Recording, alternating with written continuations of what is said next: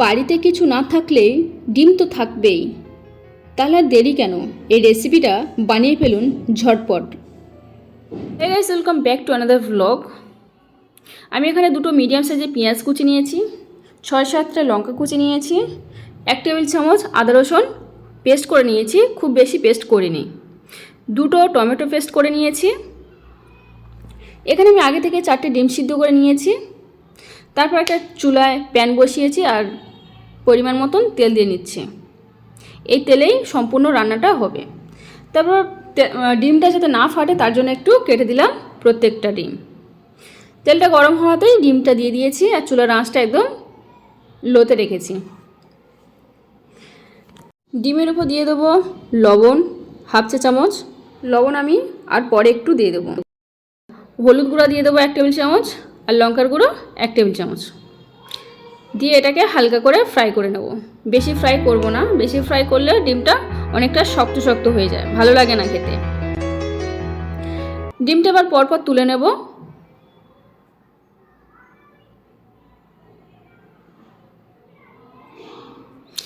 তুলে নিয়ে একটা বোলে রেখেছি। পেঁয়াজ কুচিটা ডিম ফ্রাই করার তেলের মধ্যে দিয়ে দিয়েছি। পেঁয়াজটা যতক্ষণ না নরম হচ্ছে বা একটু রং আসছে ততক্ষণ নাড়তে থাকবো। এরপর দিয়ে দেব দারচিনি একটুখানি, 5টা এলাচ, 6টা লবঙ্গ দিয়ে দেবো। তারপর একটু নাড়াচাড়া করে দিয়ে দেব লঙ্কা কুচি। তবে লঙ্কা কুচিটা আমি সবটা দেব না, যতটা দেখিয়েছিলাম তার মধ্যে আবার একটু বেশি দেব, আর একটু রেখে দেবো, পরে লাগবে। আদা রসুন কুচিটা দিয়ে দেবো, দিয়ে এটাকে ভালো করে রান্না করতে হবে। সরি, আমি এখানে পেঁয়াজটা হওয়ার পরে আমি টমেটোটা যখন দিয়েছি তখন ভিডিওটা অফ ছিল, বুঝতে পারিনি, আর আমার ফোনের সমস্যা অনেকটাই খারাপ হয়ে গেছে। এখানে আমি টক দই নিয়েছি কিছুটা, 1 টেবিল চামচ জিরে গুঁড়ো, 1/2 টেবিল চামচ মরিচ গুঁড়ো, গোলমরিচের গুঁড়ো 1 টেবিল চামচ, ধনের গুঁড়ো 1 টেবিল চামচ। আর এখন আমি লবণ দেব না, লবণটা পরে দেব, একটু লবণ লাগবে। এটাকে আমি ভালো করে ফেটে নিয়ে টমেটোটা যখন হয়ে গিয়েছে, ভালো করে যখন হয়ে গিয়েছে, দানা দানা যখন হয়ে উঠেছে, তখন আমি পেস্টটা দিয়ে দিয়েছি।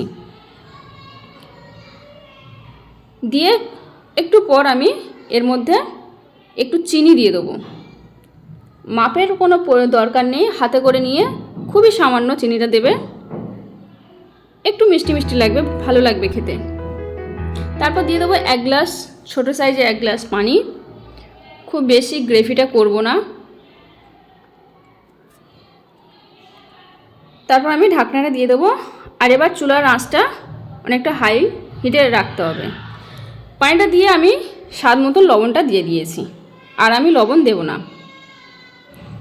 পানিটা যখন ফুটে উঠেছে তখন আমি 4টে ডিম পরপর দিয়ে দিয়েছি। এবার আমি ঢাকনা দিয়ে ঢেকে দেব।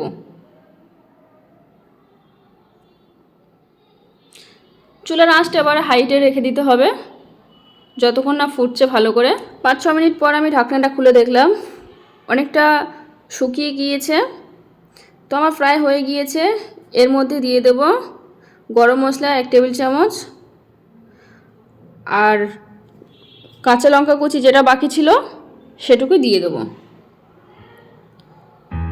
দিয়ে বেশ কিছুক্ষণ একটুখানি 1-2 মিনিট অপেক্ষা করার পর এবার আমি একটা বোলে তুলে নেব।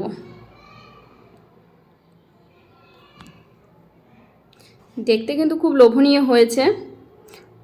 ফোনে তো যতটা দেখা যায় ততটাই, কিন্তু অরিজিনাল অনেকটা সুন্দর কালার এসেছে। আর আমি এখানে কোনো কাশ্মীরি লঙ্কা ব্যবহার করিনি যে লাল হবে, এমনি রেগুলার লঙ্কা ব্যবহার করেছি। দেখুন কত সুন্দর হয়েছে। বাই দ্য ওয়ে, ভিডিওটি ভালো লাগলে লাইক, কমেন্ট, শেয়ার, আর পেজ থেকে দেখলে ফলো করবেন, ইউটিউব থেকে দেখলে সাবস্ক্রাইব করবেন। Thank you for watching. দেখা হচ্ছে নেক্সট ভিডিও।